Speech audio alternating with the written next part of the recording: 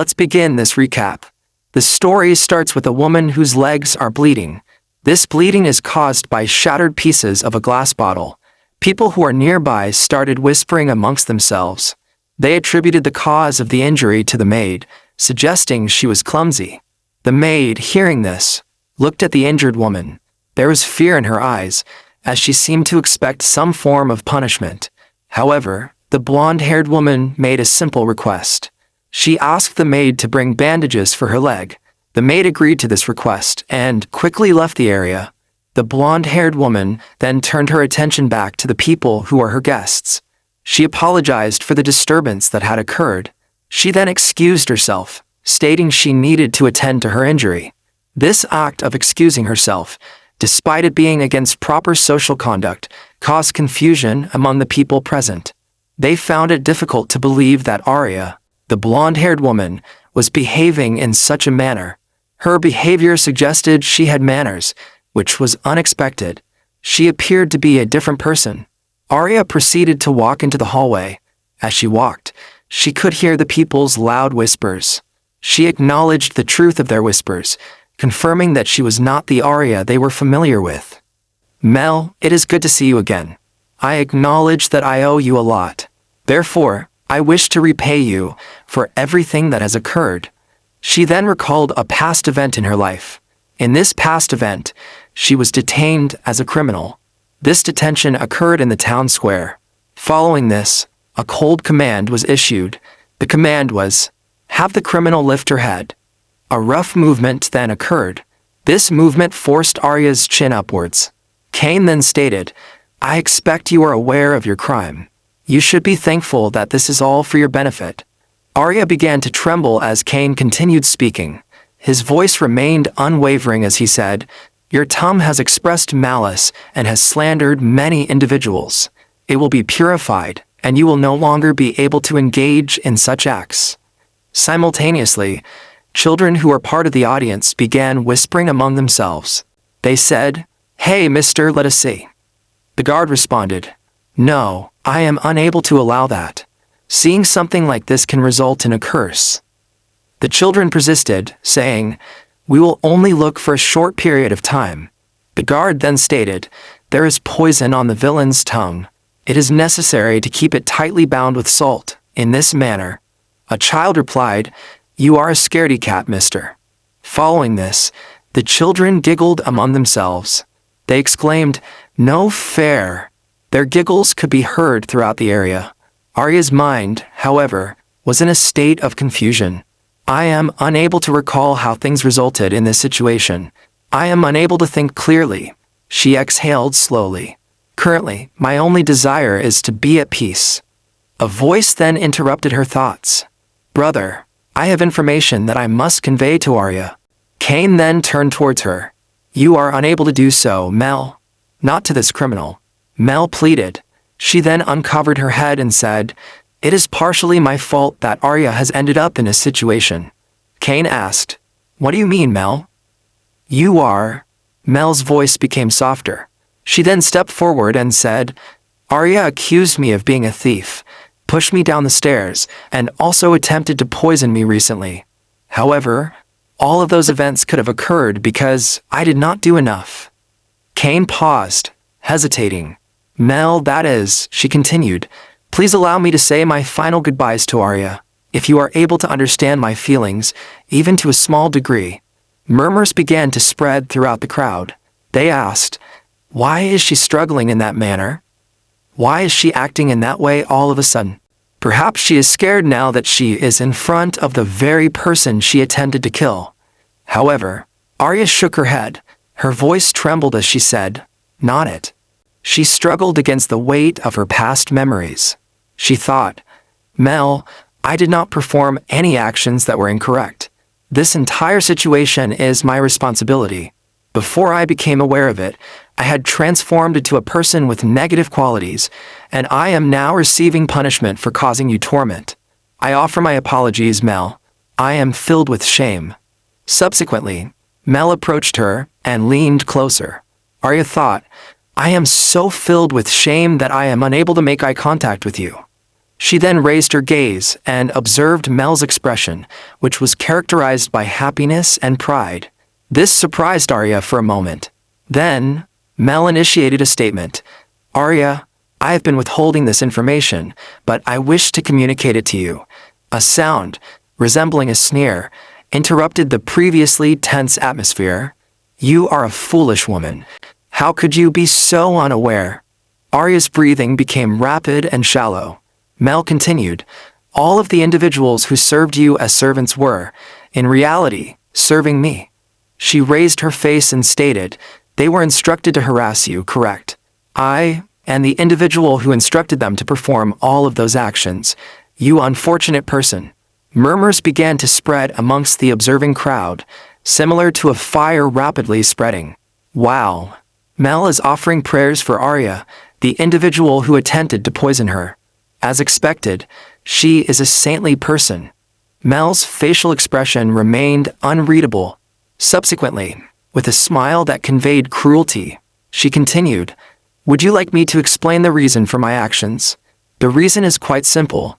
When you first arrived at our residence, holding the hand of your mother, who was considered vulgar, I desired to terminate your existence. Both of you were considered a disgrace to our family, and yet you enter the residence with a confident smile. Individuals such as yourself, considered to be of low value, did not deserve to display such happiness, so I informed the people of the situation. Mel's voice echoed, these individuals deserve to have their lives ended. I will reveal their true nature to you. She leaned closer and whispered, I am experiencing happiness from observing your pain.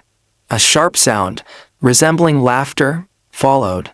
I considered that it would be uninteresting to terminate your existence through poisoning, as I did with your mother, so I employed the reverse of the same plan and informed them that you poisoned me, and, remarkably, they all believed that you are responsible.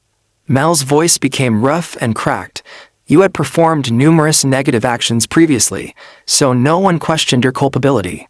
However, I was the individual who manipulated you into performing those negative actions. How could you be so lacking in intelligence? It is unfortunate that you were born, Arya. A voice then penetrated the chaotic sounds. Arya, Arya. Arya then observed words that were distinct from the others. She then rapidly altered her statement and said, I do not know the extent of your feelings regarding our past, but I will not forget the happy memories we shared together. It breaks my heart to think that you won't be around anymore. I'll miss you. Arya, as Cain raised his sword to execute her, Arya's thoughts swirled in panic. No. This is insane. I can't die like this. I don't want to die like this. Suddenly a shiny golden light appeared at the tip of Cain's sword. Her eyes flickered to the hourglass. Let me return to the past. If I go back, I'll change everything. I won't be deceived by the servants, and I will save my mother. And, as her mind was thinking, she got executed. The next moment she heard someone calling for her. Arya, she heard the noise of glass shattering. She was stunned as to she was not believing that she came to the past. Murmurs filled the air. Her mother said, Really, I don't understand you. You have no manners, and you even fall asleep at the table. She commanded the maid. Clean up the broken glass. The maid replied, Yes, madam. Arya's fingers twitched.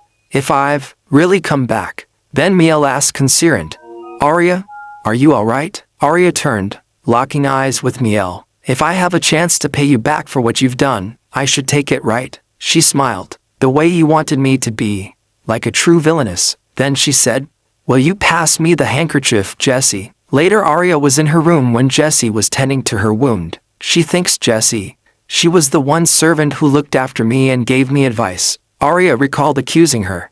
Send this useless thing to the stables. She thinks I didn't have to cast her away so harshly.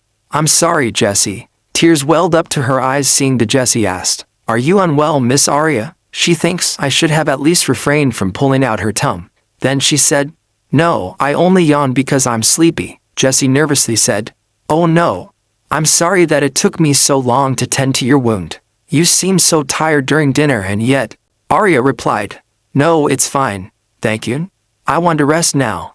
Will you help me prepare for bed? The maid replied, Of course. As Jessie puts nightgown on her, Arya thinks in her mind, My body feels so heavy. I still feel like this might be one long nightmare. But that's also hard to believe. She looked at the things. Because the person I am now can't accept that this is my room. Why did my previous self accumulate so many childish possessions? I'm only 13. But even so, then Jesse's voice cut through her thought. Miss, your bed is ready. Please rest. You don't look well. She extends her hand towards the blanket thinking, whether this is a dream or the other reality was a dream, I'll just rest for now. Suddenly she screamed.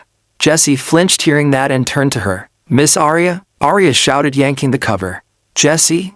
There's something under the covers, she wondered.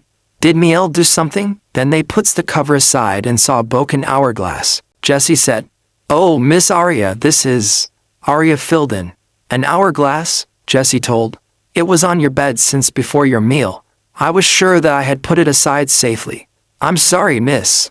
I'll clean this up immediately. Arya's mind wandered. An hourglass. Then she remembered her past where shiny light appeared at the end of the sword. Jesse said, worried. Be careful, miss. She leaned in, murmuring, right. That's what it was. I know what this is. She thinks God gave me a second chance, so that I could repent my past foolishness. He wanted to save me. A poor girl who was stupid enough to be deceived before. She picks up the broken glass and sand thinking, this is God's mercy. You took pity on me and gave me another chance, didn't you? She clenched her fists, quivering. Jesse again called, concerned. Miss, your hands, she said inwardly. Thank you.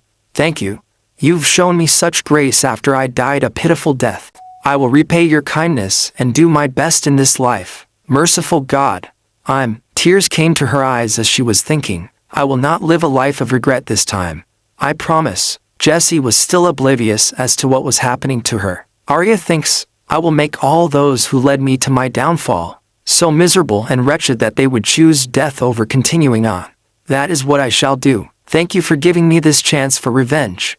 Tears fell from her eyes. Looking at Eris, Jesse thinks in her mind, Miss Arya, maybe it was because she was born as the child of a prostitute, but she was always ill-behaved and had no manners. But there's not much that can be done. That is her origin. Miss Miel understands this. That's probably why she sent me to serve Miss Arya. She recalled visiting Miel. Miel instructed her, take good care of Arya, Jesse. She lacks in a lot of areas, so you'll have to watch over her. Her meaning was, keep an eye on that vulgar thing so I can get her thrown out of here. Jesse replied, I understand, Miss Miel, but Jesse thinks she is so benevolent. Back to present. Arya turned to her. Jesse, do you think you could fix this hourglass? She replied. Oh yes, I will send it to a repairman. She said to herself, don't worry, Miss Miel. I will do my very best to take care of Miss Arya. I'll do my best. Arya smiled. Thank you. You see, I owe this hourglass my life. Isn't that amazing? Jesse also smiled. Yes, we should finish treating your wound first. Oh, right. Then they both laughed. Later at the dining table, Count Roast sent Arya's adopted father said, it's been a while since everyone has gathered in one place. Her mother said, it was quite a lonely time in this house while you were away working to support our family. Count replied, that's how things are when you're the breadwinner. Do understand, my dear, the Countess Arya's biological mother said. Don't worry. I will continue to take good care of the household. Looking at her, the firstborn son of House Roast-Scent, Cain Roast-Scent thinks, crocodile tears, as expected of a prostitute. The second daughter of House Roast-Scent, Miel Roast-Scent added, I'm always excited to see what presents you have brought back for us each time you return. I can feel how much you think of us through your gifts. The Count chuckled. I'm always thinking of you all, no matter how far I am from home. Then Arya said, I would like to thank you, Father, for always thinking of us. Would it be all right if I recited a poem? She said inwardly, not that you've ever given me a gift. The Count asked, you, Arya, want to recite a poem? She replied, yes. Then the Count agreed. We do have a little time before our food is served. She recited it, ending with, a heart-rending spring has passed, and therefore, oh, I applaud your rose, for you are the woman I love. Her voice was clear and sweet. The Count applauded. You must be studying hard, Arya. She bowed. Then her mother said, Arya would always read books, even when we were poor. She has improved in her studies, thanks to all the learning opportunities she's had since we arrived here. Arya said inwardly, what books? I was eating rotting grass just to survive. She smiled and said, I'm devoting myself to my studies so that I do not taint the family name. She remembered before I was always being compared to Miel because I was uneducated. Back then, I didn't realize that Miel had simply learned everything before me. I thought studying would be too hard for me. So I gave up early on and focused on taking care of my appearance, and I naturally became a villainess. Then Miel clapped saying, "That is a well-known poem by the first count. I learned it when I was 4. I don't know if you are aware that there is a responding poem." Arya thinks hearing that. Yes. This is what Miel does. Miel continued. It's not very widely known, so you probably would not have heard it before. I shall recite it for you. I am currently memorizing it. She recited it ending with, "And so, you gather all my roses without fail, and with respect. May you scatter it all across your future days." After hearing that, everyone clapped. The count said, Miel, your recitations are becoming more and more beautiful. She replied, "Thank you." Then Arya said, clapping, "That was a very beautiful poem, Miel. But I don't think you're aware. That response poem was actually written by the first count's younger brother, who was attempting to assassinate him. That's why I didn't even bother to memorize it." She said in her mind, "Thanks for falling into my trap." Though I had memorized it before, Cain had once shouted at her in the past. He said, "How could you recite a poem without even knowing its meaning? You are of lowly birth, yet you dare mock us by imitating us? How dare you look down on us nobles?" She remembered that moment. She thought, "I was criticized by your brother back then. It was the opposite of what is happening now." And now he was sitting silently, not saying anything. Cain continued to glare at her. The count spoke to ease the tension. He said, "That poem was forbidden until a few generations ago because it had lines that cursed the family. But I assume you memorized it without realizing that." Mel was shaking slightly. Arya considered the situation in her mind. She thought, "I thought Em would have memorized the whole book, so I used that to my advantage." She never paid attention to the meanings behind the poems. A servant entered and announced, "Dinner will be served soon." Cain reached out and patted Mel on the shoulder. He said, "It's impressive that you memorized a response poem, Mel, especially since you're only 13. Mel replied, "Thank you, brother." Maria observed them. She thought, "Those siblings have a good relationship. They are supporting each other." Seeing this made Maria feel pleased. She thought, "The food tastes very good. The juices are coming out. Thank you, God, for this plentiful meal. It is more than enough." Later, Arya reflected on her situation. She thought, "I came back to the past because of the hourglass's power. Now that I know what will happen, I understand what I need to do first. I must learn proper etiquette." She practiced cutting her steak carefully. After she succeeded, Miss Sarah said, "Wow, Aya, you're improving quickly. That's very impressive." Arya noted that Miss Sarah was the only daughter of Viscount Lauren. She responded, "It's easier to learn when you're the one teaching me, Miss Sarah." Sarah Lauren, who was Arya's private tutor, smiled at her. Arya added, "I want to be as graceful as Mel. I also want to work hard so that you can be proud of me."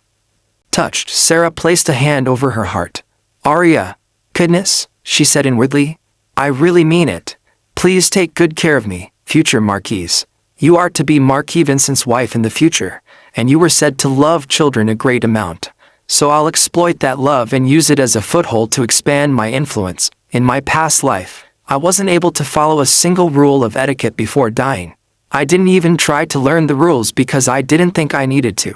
I had inherited my mother's beauty, so even though I lacked manners, there were many men who sought me out. Back then, I thought my looks were the only weapon I could use to win against Miel. But looks fade, and people grow bored of them quickly. My suitor's affections never lasted long. The only reason Miel was more outstanding than her peers was because she was educated from an early age as the daughter of a noble. If that was the case, then there's no reason why I shouldn't be able to do the same." She started getting etiquette lessons. She thought, determined, "Just wait and see, Miel. I will become a villainess just like you.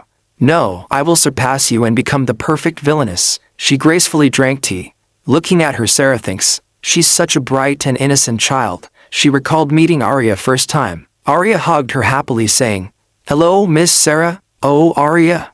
Sarah laughed. Her mother, the Countess, excused. "Ha ha. I'm sorry, Lady Sarah. She still has a lot to learn. Please excuse her lack of manners. Arya giggled. I'm so happy to see you, Sarah replied to Countess. That's all right, my lady, she thinks in her mind while teaching Arya. I wonder how all those bad rumors about Arya came about in the first place. I'm sure someone must be jealous of her. After all, Arya has enough charm to win over any of our social circles. She is also a noble now. I should help her as much as I can. You're doing very well, Arya, Sarah said. If you keep learning at this pace, you'll be able to master all the basic etiquette within the year. You're too kind, Miss Sarah. Arya smiled. Sarah said, have you gotten used to dining etiquette? You said before that it was confusing. Yes. It's all thanks to your teachings, Miss Sarah. Even yesterday, she recalled at the dining table. Arya, your table manners are refined today, her mother noted. Miss Sarah has been teaching me. Arya responded with a smile. She thinks, before I would make a mess on my plate because I didn't want to eat the salad. I've eaten plants all my life before I came to this house. Why do I have to eat more here? Then the Count said, they do say that education is the answer. But I'm still amazed. You may continue to learn as many things as you'd like, Arya, she replied. Thank you, father. Looking at the food, she thinks, I can handle the lettuce if I focus on the dressing instead. Not that the leaves taste any better because of it. I always thought that the servants were being sloppy in arranging your plate, Arya. Miel remarked. Arya replied. Miel, are you saying that the servants dislike me? Miel retracted. Pardon? Oh, that's not what I meant. Arya continued. I see, Miel. I suppose you thought that because you've never seen my plate stay clean. I know that you're imaginative and intelligent, Miel. But I didn't realize that you think so poorly of me. Flustered, Miel stammered. Huh. And no.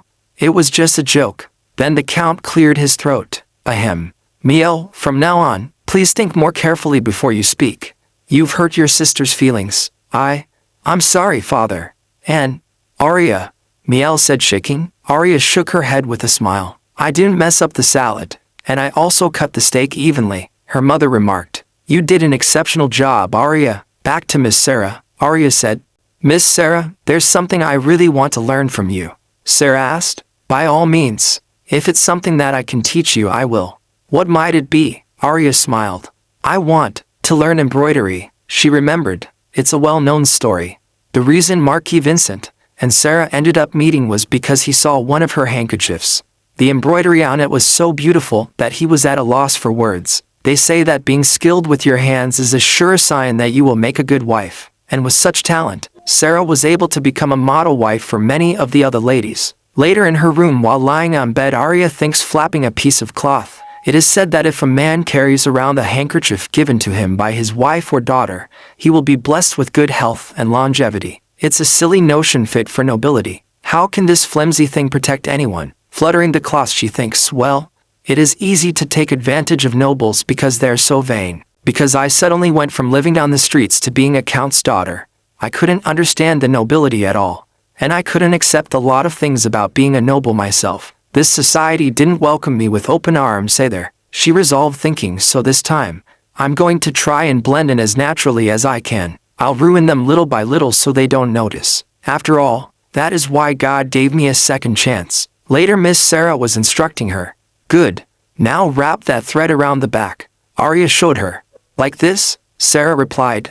Yes, that's right, she remarked. You really are a fast learner, Arya. She smiled. Thank you. Eris thinks in her mind. This is easier than I thought it would be. Before I would throw my embroidery aside in frustration. It must have been because I had no reason to do it before. But now, my embroidery will serve a clear purpose. Then she showed her work to Sarah. Sarah asked, looking at it. Oh my, what is this silk for? She replied. Oh, I'm going to make a handkerchief for my father. Mother found me the best silk for it. Sarah said. It really is beautiful. Arya smiled. I'll be embroidering our family seal on it. A lily. After hearing that, Sarah thinks, how thoughtful of her. She is such an innocent and kind child. While Arya was seriously thinking, I can't let news of my embroidery lessons reach Miel's ears. If it does, Miel will start learning embroidery as well. And if the Count finds out, he might purposely decline my handkerchief in favor of Miel's. She remembered, so I asked Mother for help while keeping it a secret from others. Thank God I at least have Mother on my side. Either way, Miel's hands are slower than you'd expect. She didn't finish her first work of embroidery until she was 15, but you never know what would happen if she finds out about my lessons and starts learning earlier. I must learn everything as quickly as possible before Miel can, so that I can take everything that Miel has ever accomplished away from her. A while later, Sarah remarked, looking at her work. Arya, really? Your embroidery is amazing. You could probably show this handkerchief off anywhere. You could even sell it. You flatter me. Arya responded. She thinks, this person really is good at embroidery. She must have learned it at a young age. Sarah continued. Since the handkerchief for your father is finished, we'll move on to something else for today. A more challenging task, perhaps. Arya said. I would like to embroider a gold rose. Upon hearing that, Sarah halted, freezing in her shoes. She asked, Arya, do you know what that symbol means? She replied, of course. It's the seal of House Frederick, is it not? She thinks in her mind, my target is Miel's fiancé, Oscar Frederick. Miel was always quite taken with him, and so, I will take him away from her. There was a brief pause. Sarah thinks, I thought House Frederick and House Rose Scent were arranging a marriage between Lord Oscar and Lady Miel. Could it be that Arya has feelings for Lord Oscar? Panic filled her mind. No. If this comes to light, there will be even worse rumors about Arya. She'll be devastated. A giggle escaped Arya, followed by an unsettling smirk. I have no interest in Oscar, but I want to see you suffer. Concern grew within Sarah's mind. I can't allow such a kind child to get hurt. Then, addressing Arya directly, she asked, Arya, will you be giving this handkerchief to Lord Oscar? Showing surprise, Arya tilted her head and replied nonchalantly, Lord Oscar? Who is that? Turning to Sarah, she explained, I just think the seal is pretty. That's why I want to embroider it. Sarah seemed relieved, her concern unwinding with a breath. I see. Phew. Touched by Sarah's worry, Arya mused internally. You're worried about me.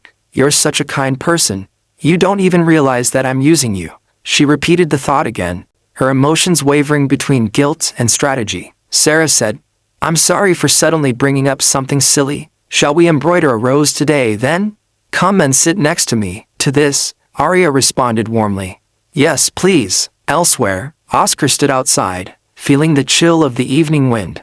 A voice called out to him with concern. Oscar, the wind is cold tonight. Come back inside. He hesitated for a moment before replying softly. Oh, all right. Arya recalled her past where Miel gave her father the handkerchief. This is a gift for you, Miel said with a warm smile. Why, Miel? The embroidery on this handkerchief is beautiful. Her father admired. She said, please keep it on you at all times. He laughed. Haha, of course I shall. This is a gift from you. Arya thinks in her mind, I was always seen as unladylike in comparison to Miel. No one believed I would ever be able to catch up to her, including me. I accepted that assumption, as if it were an absolute truth. At the dining table, Cain began. Now, about our previous business venture, the Count interjected. Right. It's about time we looked for other products to invest in, Miel suggested. How about leather, father? The Count asked. Leather, you say? She replied. Yes. All the fashion-forward ladies are wearing leather over their dresses like their corsets. And I think it's a novel idea, the Count said. There were rumors since last year that leather would become popular. It seems a little late at this point. But I think it will be a good idea to get in on this leather business, like you've suggested. Miel laughed. Haha, looking at her, Arya thinks, icy and sharp. Miel, did you always say such stupid things? You seemed smarter when we were younger. I see now that you blurt out things without really understanding anything. If leather corsets have been around since last year and still aren't a popular trend, then there's clearly something wrong with them. Leather is difficult to produce and manage. Moreover, if you're not careful, it can take on the most horrendous odor, she remembered. That's why those corsets never became fashionable. May I also offer my opinion, father? Arya's voice was calm, measured. The Count was surprised. You, Arya? I didn't know you were also interested in fashion, she replied. Yes, father. I am. A maid snickered. I wonder what she's going to say. Arya continued. I had also heard that a few noble ladies would wear leather over their dresses. Hearing about it made me wonder whether leather can really become a popular trend, the Count asked thoughtfully. Why? What do you mean? She replied. It's exactly as I said, she articulated. Even if you dye leather, the color fades easily. Not to mention that it's hard to dye in the first place, It's also difficult to produce leather, so people aren't so eager to make a business venture out of it. If it had the right potential, it would have been a popular trend already. At least, that was what I thought. The Count gets surprised again. He replied, "Well, that's true to an extent." Arya continued, "Also, there's something else I heard about recently. It was observed that a few noble ladies had begun incorporating leather garments over their existing dresses. Upon hearing this information, I began to contemplate whether leather could potentially become a widely accepted fashion trend." The Count then posed a question, expressing his thoughtfulness. Why do you ask? What is the basis of your inquiry?" She responded, "It is precisely as I have articulated." She then proceeded to elaborate. Even with the application of dye to leather, the coloration tends to fade relatively quickly. Furthermore, the process of dyeing leather is inherently difficult.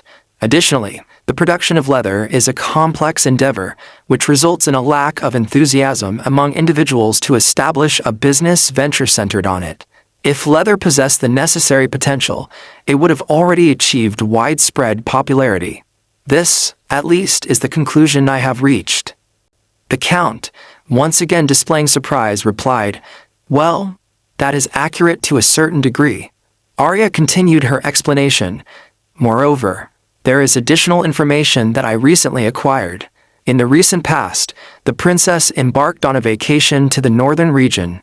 During her stay, she procured a substantial quantity of fur." The Count then inquired, "What type of fur?" She responded, "Yes, there have been circulating rumors that she transported multiple carriages filled with fur back to the palace. Fur can be produced in a diverse array of colors. It possesses a soft texture and does not emit any unpleasant odors. Furthermore, any item that the princess chooses to wear tends to become a popular trend. Therefore, if the princess were to choose to wear fur, it is highly probable that fur would become the next significant fashion trend, correct?" The Count then entered a state of contemplation. "Fur, you say? It is true that fur has a higher probability of gaining popularity. However, the current demand for it is not yet substantial, and the manufacturing process is time-consuming. Therefore, if I were to pursue this avenue, it would be imperative to establish early dominance in the market." He then directed a sharp gaze towards Arya, asking, "From what source did you obtain this information?" Let us see. Where did I obtain it from again?" Arya adopted an air of nonchalance. "I simply recall thinking that it would be beneficial to inform you, father. Therefore, I cannot precisely recall. Consider the matter carefully and attempt to remember," the Count urged. She then spoke aloud, feigning thought.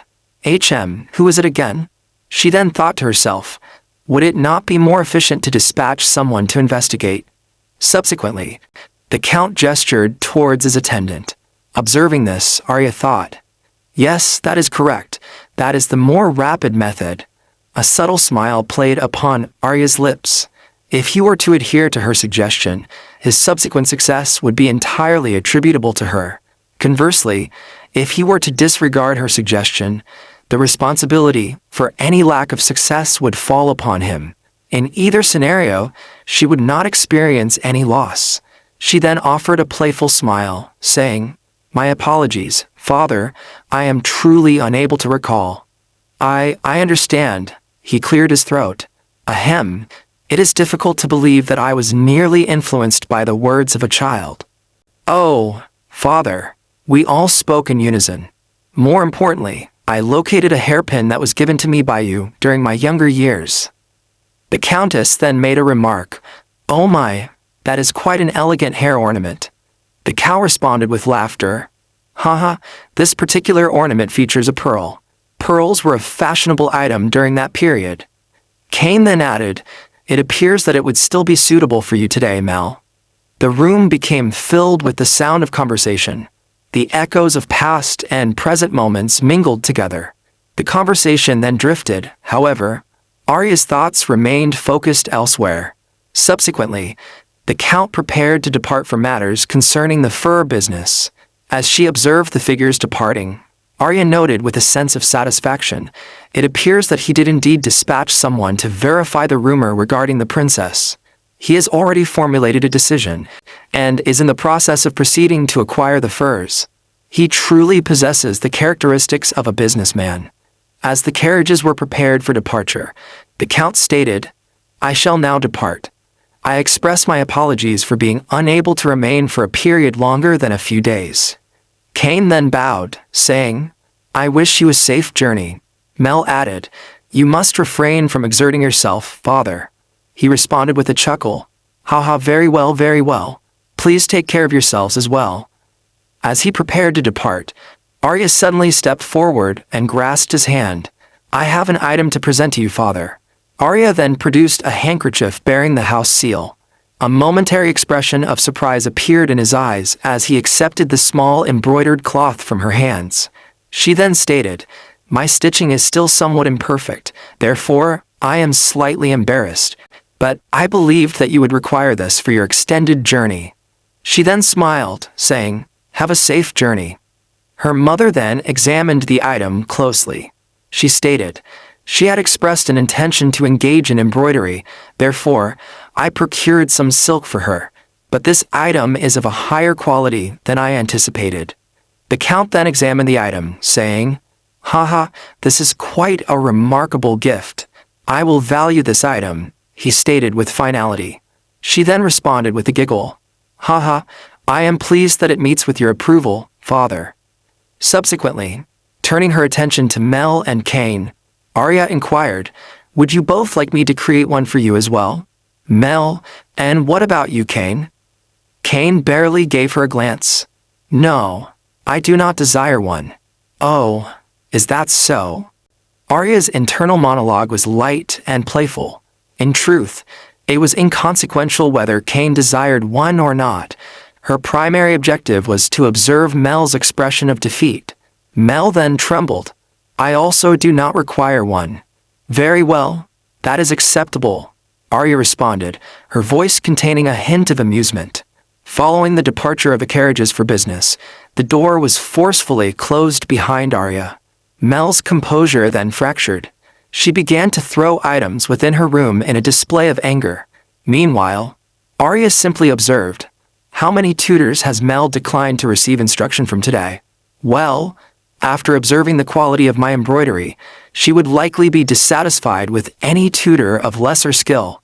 I will continue to acquire knowledge and skills before you, and the disparity between us will only increase from this point forward. Eventually, our respective outcomes will undergo a transformation. Even with your youth, you are capable of perceiving this, are you not, Mel?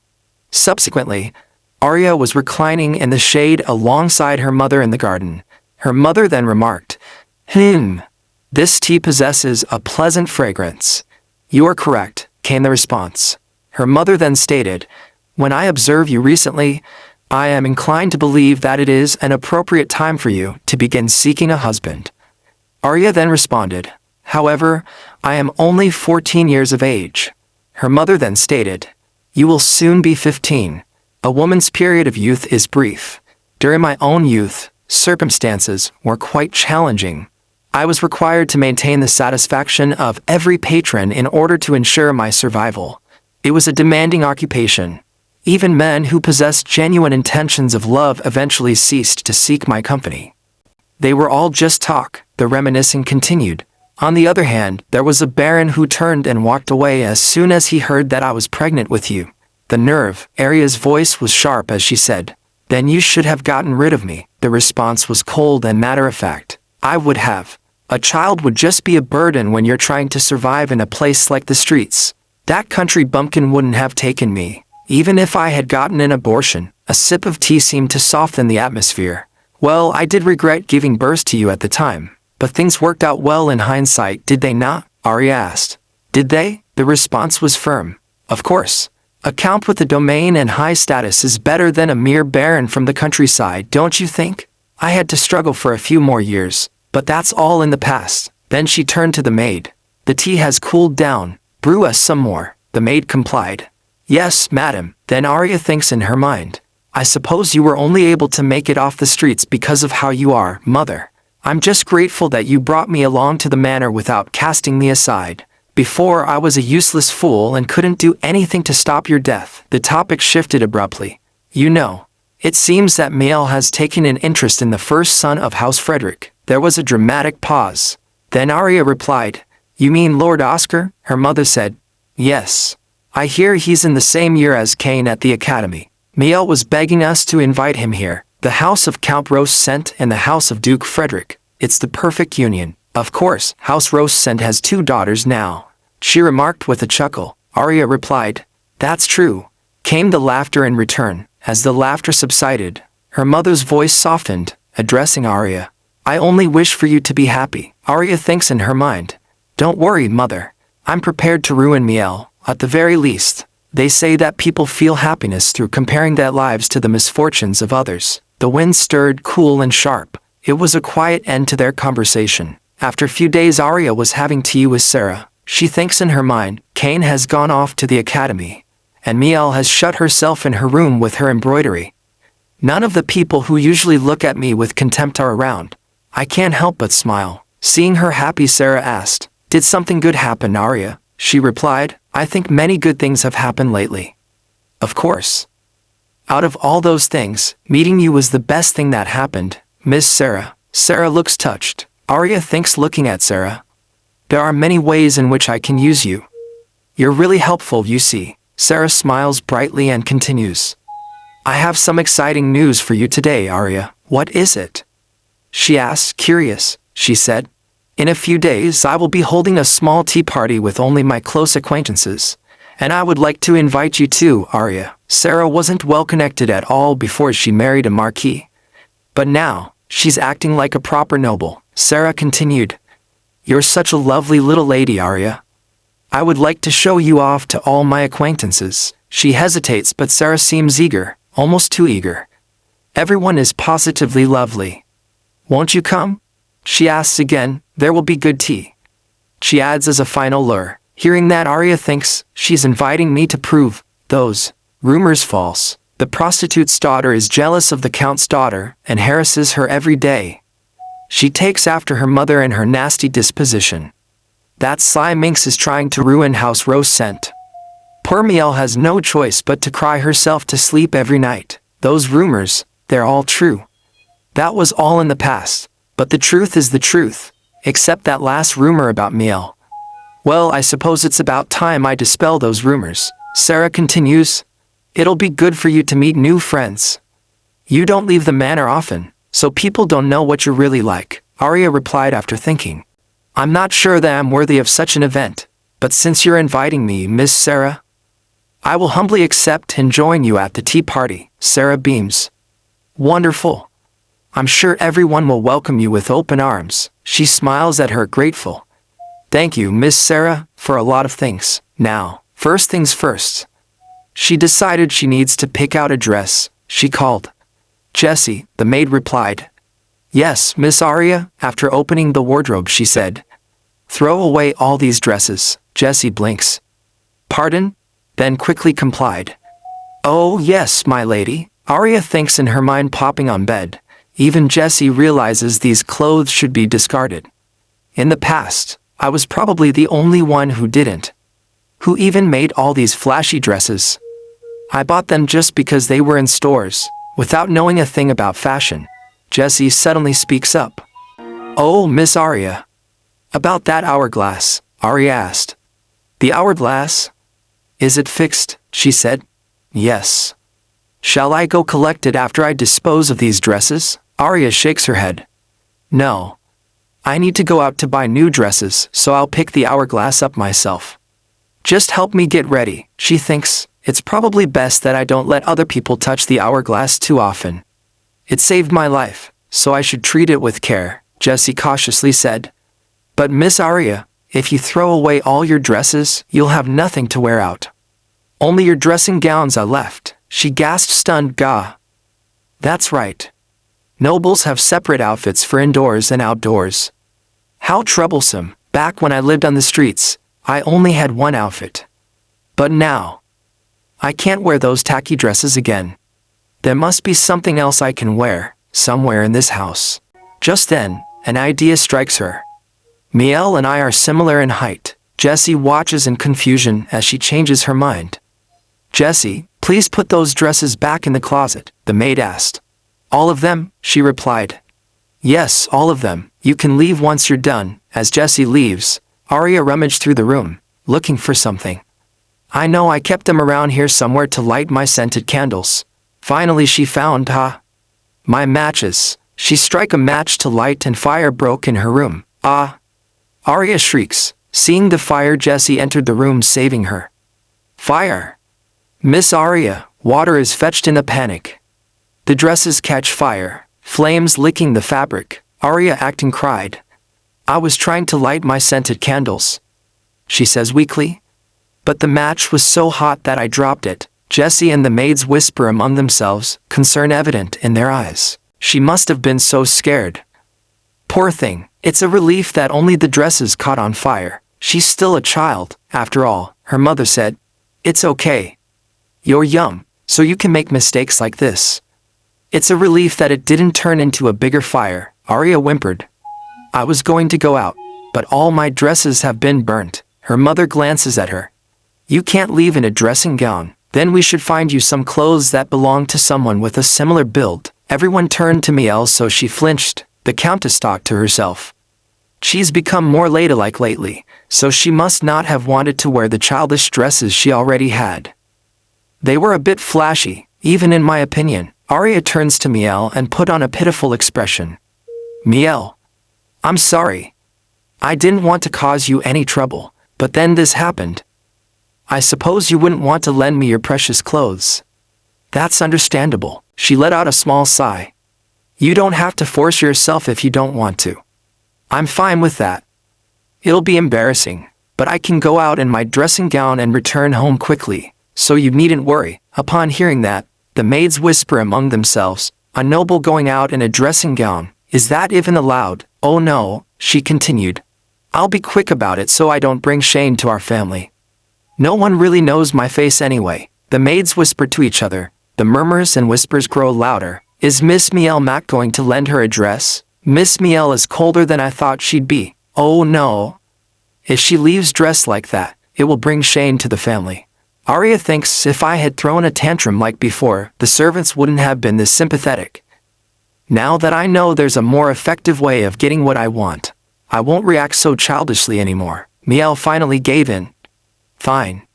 You can borrow one. Arya was about to leave, but upon hearing that she stopped. Miel said, clothes aren't important anyway. Arya brightened up. Really? Thank you, Miel. A maid remarked, seeing that. Gosh, that's wonderful. How cute. Miel smiled. Thank God we wear similar sizes. Arya happily said. You're such an angel, Miel. Thank you. What can Miel do at this except laughing? Then she showed Arya her dresses. She said, you may wear any dress you like. Arya wondered, wrestling through the closet. It should be around here somewhere. Finally she found it. Then she turned to her. Miel, I'll wear this one. Miel replied. Huh? All right. But froze after seeing it. She hesitated. That one's a bit. Arya said in her mind. It's the dress you got as a birthday present from Oscar last year. How pretty? Who cares? You put it away in that box for so long that you grew too big and couldn't wear it anyway, she asked, oblivious. Oh, do you not want me to wear this one? She lifts the dress, watching Miel quiver. Miel said, I didn't think I should wear anything too pretty, so I chose one without any lavish patterns. Arya began. Oh, it's just. Then the maids whispered. Did she always have a white dress like that? I don't know. But why is she reacting so badly? Miel was trembling. I hid that dress far back in the closet where nobody could see it. So how did she find it? Arya said, I don't have an eye for dresses, so I guess I chose something too expensive. Sorry, Miel. I didn't know. Then which dress should I choose? Again the maids murmured. I guess she didn't want to lend Miss Arya a dress after all. Miel was speechless and trembling as to what to do. Looking at her, Arya thinks, the noble, charitable, and saintly Miel Rose sent. Shouldn't you show the generosity that you've built your reputation around? Finally Miel couraged up. Abd said. You can borrow it. Arya jumped with joy. Really? I didn't think you'd lend it to me because it's such a lovely dress. Yay, I'll keep it clean and return it to you safely. I promise, Miel replied. I'd be grateful if you did. Arya thinks in her mind, what a relief. Had Miel been a little older, she wouldn't have fallen for my trap so easily. Luckily, she's still a child who doesn't know how to gracefully turn down a request. Before the young lily blooms, I must kill its roots, so that the head that rolls around the town square will be yours. While she was in the carriage, she recalled her past where Miel told her, I was the one telling them what to do, you foolish thing. I'm so happy that you're in pain. I'll miss you. Arya thinks to herself, that hasn't happened yet. After that, she went to a shop to buy clothes. With the sound of jingles, she entered the shop. The boutique owner gets startled seeing her approach. Arya thinks in her mind, imagining the scene. Will the count be surprised if I dress too plainly? She thinks, since her earns so much money thanks to her, it would no doubt alarm him if she dressed that way. He imagined his reaction. Goodness, Arya, why are you wearing such shabby clothing? She replied imaginatively. It's all due to my negligence, father, she murmured, settling on a plan. I like that plan. Right, I'll go with that. She smiled proudly. Haha, our clothing is simple. The shopkeeper stammered. But please take your time to look around. Arya ran her fingers over the fabrics. Simple clothing. A year ago, she couldn't afford a dress like this, even after starving for months to save up money. Let's see. She picked out a few garments. This, and this one.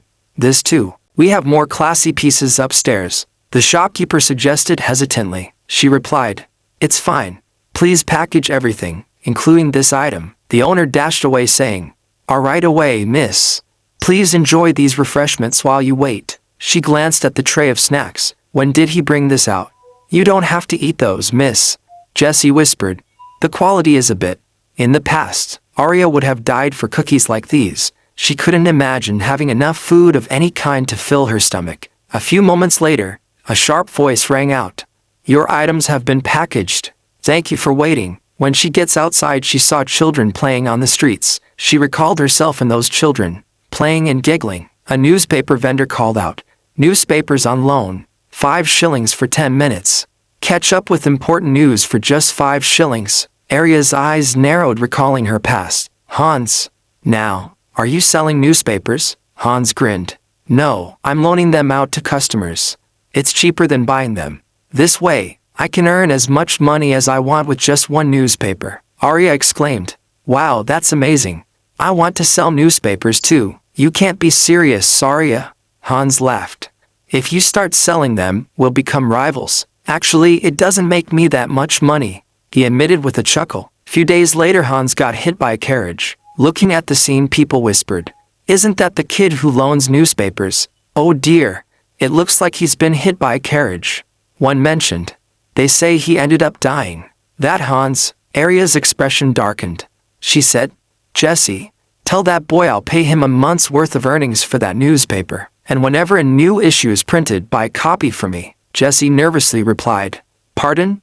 Why yes, Miss Arya. Then she got on carriage thinking. The newspaper for nobles only held information fit for polite society, but the commoner's newspaper was filled with rumors and juicy stories. The underground slave trade incident at the casino was brought to light by the Crown Prince. The institution of slavery exists simply because people want livestock that they can communicate with. Whether the slaves live or die depends on the owner. At least Niall and Cain went through a legal process to have me executed. They seem like civilized people in comparison. Civilized? Yeah, right. They were just being pretentious.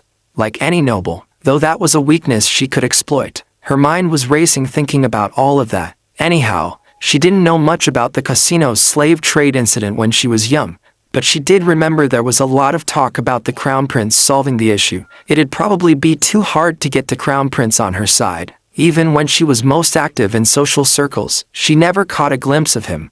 Their worlds were that far apart. She cursed this darn class system. Then she went to another shop where Jessie gave the hourglass to get repaired. As she entered the shop, the owner welcomed them yawning. Seeing her, the owner showed familiar expression. Oh, noticing that Arya thinks, Does he remember me? I did come here often to buy this and that, she said. I've come to collect my hourglass. The owner presented her with the fixed hourglass. She picked it up and examined it. Not bad. This old man has skilled hands. Arya inspected his work. She said, Your work is impressive.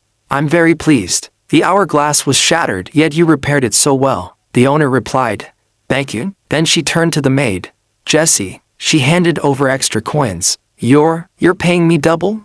The old man gasped. Thank you. Unlike the boutique, she had stopped by here often. She felt a little nostalgic. She thinks, wondering, should I look around a bit more? She giggled, thinking I would transform from a frivolous aria to a slightly plain aria.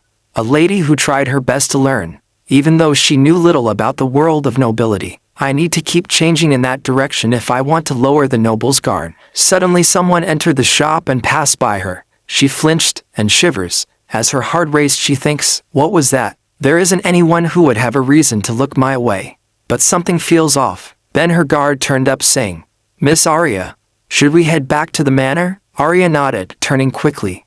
Yes, we should.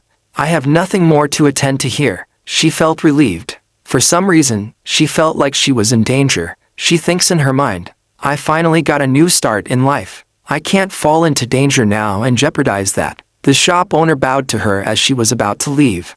Have a safe trip home. She had been leaving quickly, trying to escape the suspicious men. However, whether it was because of nostalgia or a desire to thank the old man for repairing her hourglass so superbly, the words slipped out before she realized. It will serve you better to sell that auction ticket. The owner asked, confused. Pardon? She said, indicating the ticket.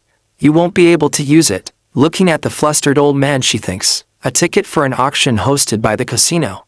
Many people swarm the place to gamble and bid on rare items, but this old man is unaware that the crown prince will soon shut the place down. He probably borrowed money to buy the ticket. He can't even pay the loan back. The owner asked, confused. What do you mean? She replied. The choice is up to you. I've told you all I can. She concluded. Well, there was no way he would take a child's word seriously. I didn't mean to let that slip. Suddenly the suspicious man attacked her guard and grabs her hand. He pulled her arm to him and asked, What was that? Why did you say such a thing? A sharp voice. I'm asking you why you said that to the owner. Arya looked at him and observed those blue eyes. She felt like she had seen them before. He pressed. If you're going to pretend that you can't hear me, I have no choice but to use force.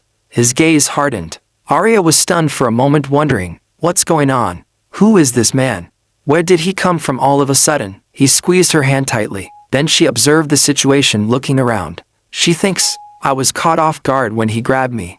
But now that I look at him, he's just a tall, overgrown child. He probably isn't even 20 yet. For someone who wields a sword, his skin is very smooth, and he's rude enough to talk down to a person he's just met. If I'd put all these factors together, he's probably a poor noble from the countryside who is clueless about life and came to the city to get rich.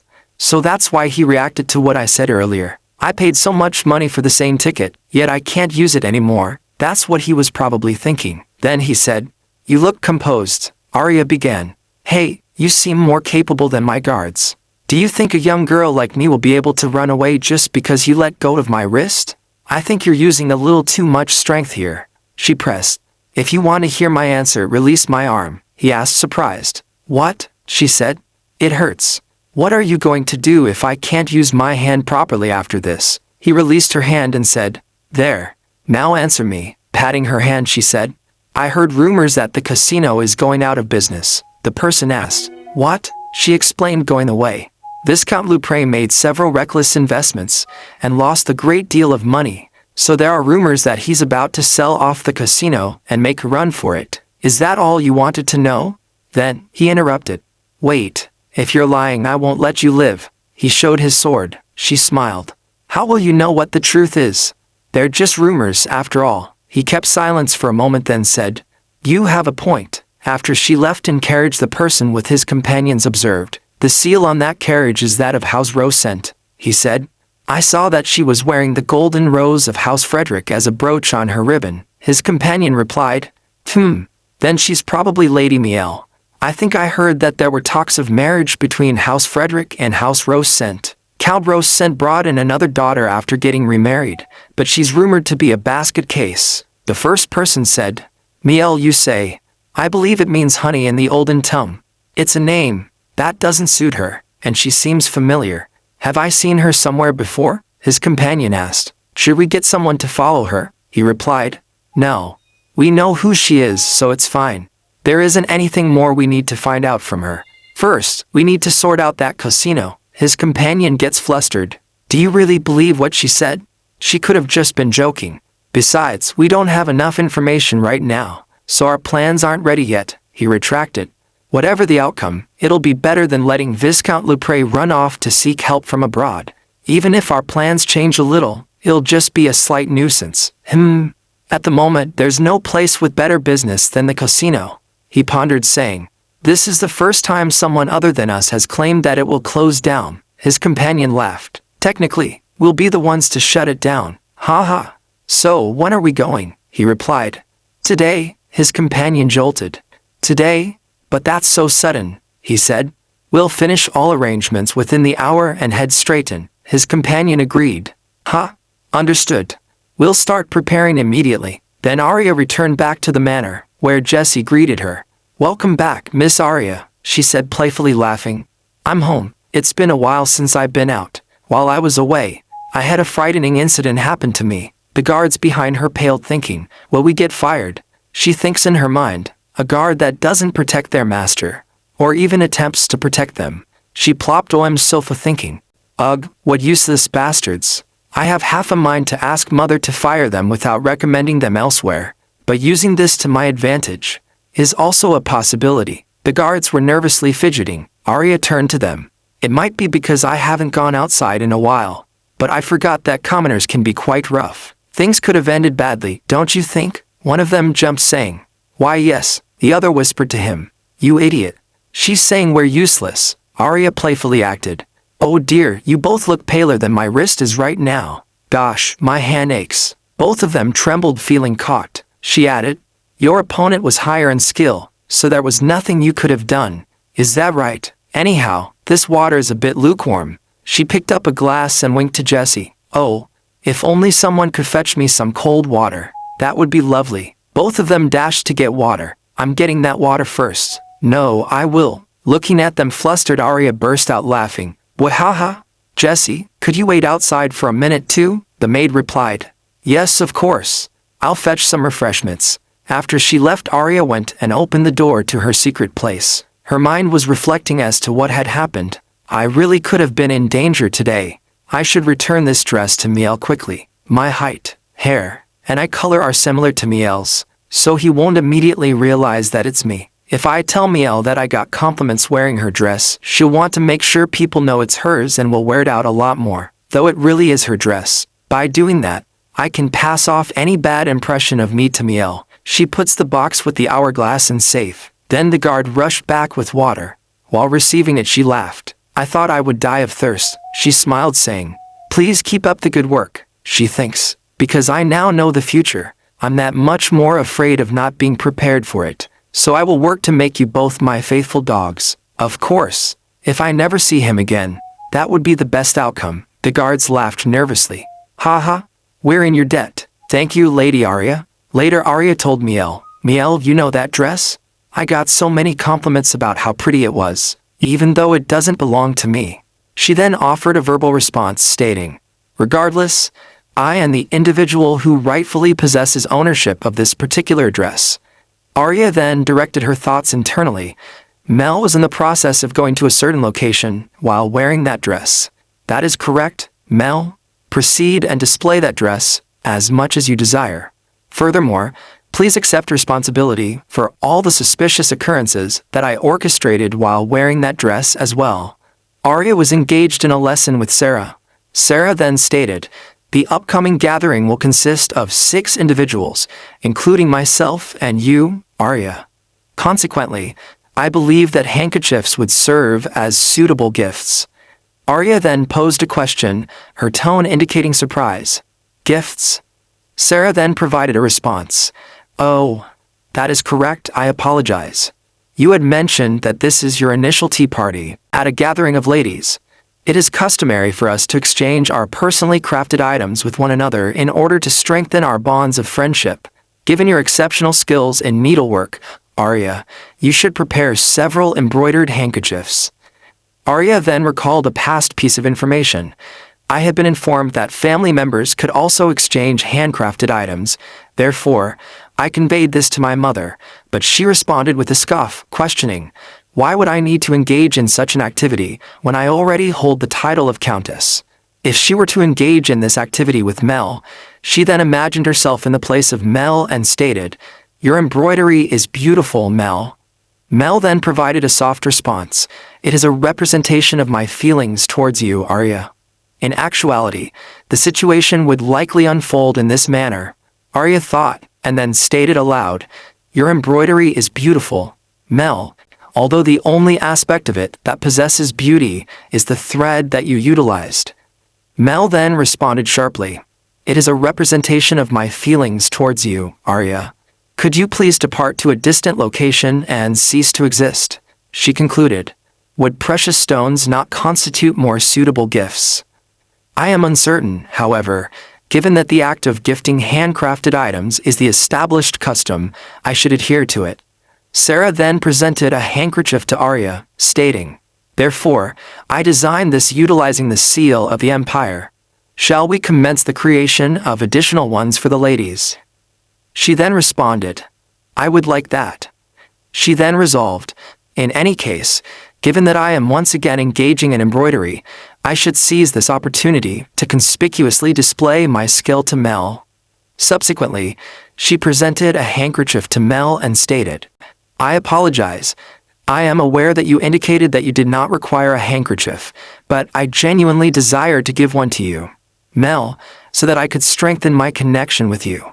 I had heard that many noble ladies engage in the exchange of handcrafted items in this manner." Mel was taken by surprise. She experienced a sense of defeat, feeling incapable of any action. She then stated, "Oh, I understand. Thank you." Arya then pressed further, "Oh, I had heard that you have also been diligently working on your embroidery. Might I be permitted to take a brief look?" Mel then flinched. "There is nothing to observe. I have an obligation to attend to, therefore, please excuse me." She then forcefully closed the door while Arya was in the process of saying, "Very well, perhaps at a later time then. Farewell." Subsequently, Arya was reflecting upon her past life. "Mel, it would be advantageous if you could remain lacking in understanding until the day of your passing. However, you will soon mature and acquire greater wisdom. Why did I ever succumb to that child's manipulations and throw that water jug in such an imprudent manner? Following that event, my life began a downward trajectory, although it is true that my action of throwing the jug was incorrect from the outset. Mel was the individual who instigated that action." She then released a sigh, thinking to herself, Jessie was in the process of preparing her for the tea party. Upon completion of this task, Jessie stated, "It is finished, Miss Arya." Arya then thought, while observing her reflection in the mirror, "I simply need to exercise extra caution, so as not to revert back into the same persona that I previously possessed. Well, it is now time to prepare for my future and proceed to meet those noble ladies. I should take my new dogs out on a walkabout now." Right. When she went out to the carriage, the guard greeted her flustered. "Welcome back, Lady Arya," she mused. "Why are they so nervous?" She then said, "The new guard next to you is staring at you funny." He shrugged. It can't be helped, I suppose," she said. "The weather is so nice. Shall we head out? Since it's a garden tea party, I was worried it might rain. It's such a relief that the sun is out." She beamed, singing a melody. Her attitude was positive. "Let's all head there with smiles on our faces, all right? This is too much extra effort on my part." Then she gets on carriage. While in carriage, she had a hunch. "I feel like today is not going to be my day, for some reason." When she reached at the place, she rejected those thoughts. "But this is probably needless worry, right? After all, everything is progressing according to my plan." The voice of her shoes echoed on the ground as she reached the garden. After getting there, she greeted them. "I'm sorry I'm late. I am Arya of House Rosent. I didn't know what type of dress I should wear for an occasion like this, so my apologies for being tardy." "I'm sorry," she said inwardly. "The main character always arrives last. Take a good look at my simple attire." The ladies were quite surprised by her. Then Miss Sarah began. "Since Lady Arya is here, let us commence the tea party." After a few moments, the servants brought cake and cookies. Arya stared at them, noticing that a lady asked, "Is this your first tea party, Lady Arya?" She replied, Yes, the cookies and cakes all look so pretty. She wondered to herself, it's my first time at a party without alcohol. How do they have fun while they eat this stuff? Another lady indicated, judging from her clothes and how she's reacting to this party. She seems really different from the rumors. Arya took a bite of the cake and remarked, "Oh, this is delicious." Hearing that, the lady smiles. That's a relief. After a few moments, a lady exclaimed, "Oh no, I can't believe all your clothes were damaged in a fire." Arya replied, "Yes. I'm just grateful nothing worse happened. I don't know much about boutiques. I only know the ones I dreamed of visiting as a commoner. Because I didn't have any money, I never got to go inside. But then I had the chance to buy some clothes from the very same boutiques. So I was overjoyed." Upon hearing that, a lady shows concern. Lady Miel would have been able to introduce a good boutique to you, had you asked her. Arya replied with a sad face, "I didn't want to bother Miel. It's embarrassing, but because of my background, even though I'm a noble now, I'm probably still a hindrance to her." Another lady chimed in, "It would have been better if Lady Miel had just told you herself. Those clothes are a bit..." Oh, did I sound like I was blaming Miel? Oh no, that wasn't my intention. I'm sorry. I hope I didn't ruin everyone's mood. Arya said, teary-eyed. The response came quickly, reassuring her. No, not at all. Then Arya raised her hand towards Jessie said, "I was looking forward to chatting with other ladies near my age at this tea party. They're small gifts, but I hope you'll accept them and continue our fun conversations together." A gasp of surprise followed. "Gosh, this is..." Arya continued, "I embroidered these handkerchiefs after being taught by Miss Sarah. I hope they're to your liking." Admiration was expressed, and Arya thought to herself, "Good. After gaining that pity, I naturally went on to earn their goodwill. My plan's going perfectly." She reflected on her efforts. "These trifling efforts take a long time and are boring, so I don't want to do any of it." But Miel partook in these social gatherings and was able to gain many allies. Therefore, I know there's no reason I can't do the same. Arya pondered further. Who are Miel's main allies again? It would be better to bring them over to my side so that Miel can't use them to climb the social ladder. But I have no idea who they are. Someone commented, "Goodness, I can't believe you've gotten this skilled only 2 weeks after learning embroidery," Sarah pointed out. "Baby, Arya is a fast learner." Arya smiled graciously. "If you like the handkerchiefs, I'll make more for the next gathering." Concern was voiced. "Won't it inconvenience you?" Arya shook her head. "Not at all. Embroidery is my one hobby, so I'm glad that my work is to your liking." In return, an offer was made. "Oh my, how about I take you to a bouquet shop that I know when we next meet? We can also stop by a dessert shop that I frequent." The chatter grew lively, but there was hesitation. One voice raised the concern. "Wouldn't it be dangerous for us outside, especially after that incident?" The curiosity rose. "What do you mean?" The incident with Viscount Lupre was brought up. A lady said, "That's right. They say he was running a slave trade in the casino basement. Now he's on the run, which makes things even scarier." "Yes, that's why it might be safer to refrain from going outside." The group seemed to agree. "I see. I don't suppose we have much choice." The Crown Prince is rumored to be meticulous. He was the one who led the investigation, but he ended up losing the Viscount. That's why people are keeping things hush-hush, right? If word gets to the palace that we were discussing the incident, we might bring shame to our families. We all must be careful about what we say." Arya's thoughts swirled. What? What on earth is going on? How come Viscount Lepre got away? The Crown Prince's mission failed? Why did the past change? No, it's okay. None of those things have anything to do with me. They have nothing to do with my revenge. Her anxiety trembled within her. Sarah reassured her softly. "Oh dear, it'll be all right, Arya. It's safe here." A hand squeezed hers gently. Arya composed herself, thinking, "Yes, everything's fine. There won't be any problems." She smiled politely as the gathering came to a close. "Today was fun. Please invite me again next time." As she left, her thoughts lingered. "I can't let my anxiety fester like this. I should give some work to my adorable dogs about now." Approaching John, she jolted him awake. "There is something I need you to do. Get up and listen to what your master has to say," she said coldly, her determination unwavering. Later at night, "I can't go back like this." John hiccuped, her voice trembling. "Huh? I shouldn't. If I return empty-handed, I don't know anything about that incident." A voice tried to console him. John replied, "Hey, don't be like that. He may be young, but he's a deliberate, cautious person. There must be a reason why someone like the Crown Prince failed to capture the Viscount, the person said. I'm sorry, but my shift is starting soon. I'll see you around, John. It'll be best if you don't look into His Highness' business any further. I'm warning you as a friend. John trudged away, sniffing and muttering. What a good friend you are, to worry about me. But if I go back empty-handed, Lady Arya will wring my neck. He glanced around, hoping for a clue. Maybe there's some kind of clue. His eyes darted back and forth. He knocked on a door, his voice hesitant. Is anyone in? The door creaked open, and a voice asked, Who is it? John replied, I have something to ask you. If you give me an answer, I'll give you 50 shillings. The person inside doesn't reply. So John added, Gosh, you don't have to be so cautious. I've been here before. You know, I was with the lady who wanted her hourglass fixed. Recognition dawned on owner. Oh right. Please come in. The door creaked open further, and the person continued.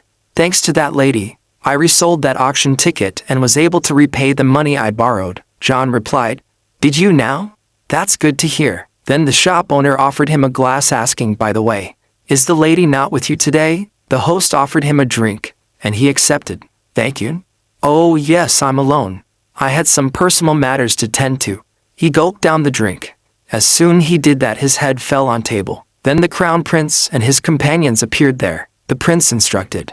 Check his face. Examining John, his friend who was with the prince said, His name is John. We were in the knightage together for a while, but now he works as a guard for House Rosent. Upon hearing that, the prince said, That girl, Miel, was it? I forgot about her because we were chasing after Viscount Lepre. He commanded. Look into Count Rosent and any ties he might have to Viscount Lepre. The host nodded. Yes, sir. What should I do about him? The prince's response was cold. Leave him. The more traces he leaves behind, the easier it'll be to find our way to that girl. Suddenly, a burst of activity erupted.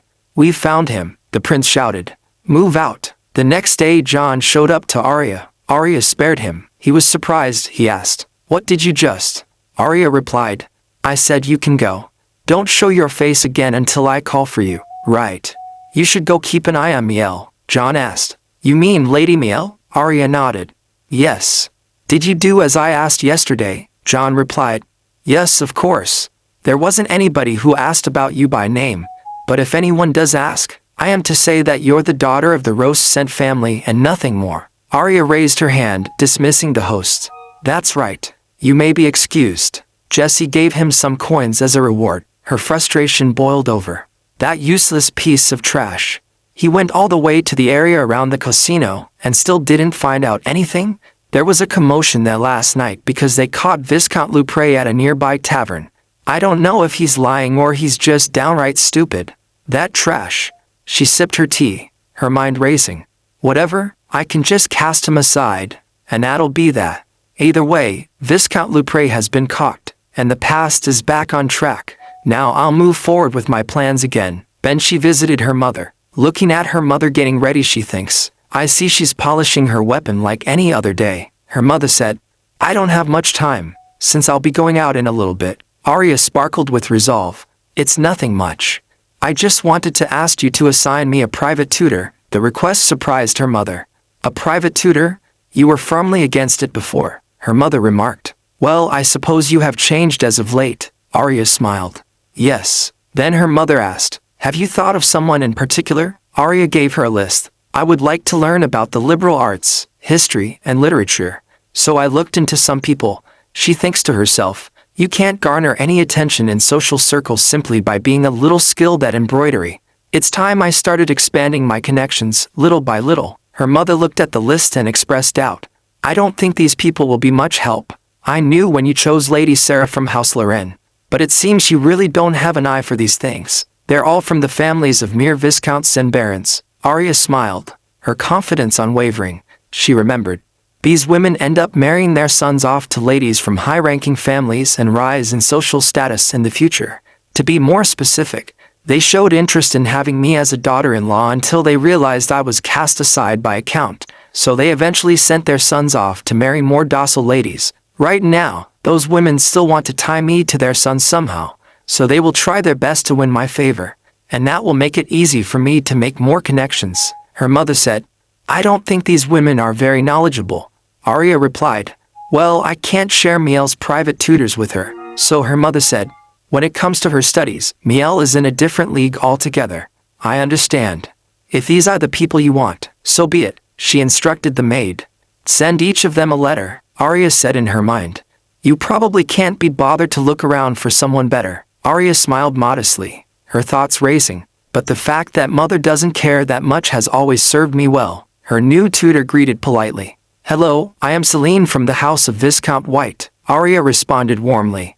Welcome, Viscountess White. I'll be in your care from now on. Oh, you're that man's mother, she thought to herself, but her expression remained composed. Arya remembered talking to this woman's son, who whispered to her, as your mother, I would like you to get married to the daughter of a high-ranking noble. Arya raised an eyebrow, unimpressed by the suggestion. Huh? What? He said, that's what my mother always tells me. To meet a good woman. So, I probably can marry you. She responded coldly. Who said I wanted to marry you? Still, Arya kept her thoughts to herself. Thus, he was married off to a lady from a different house.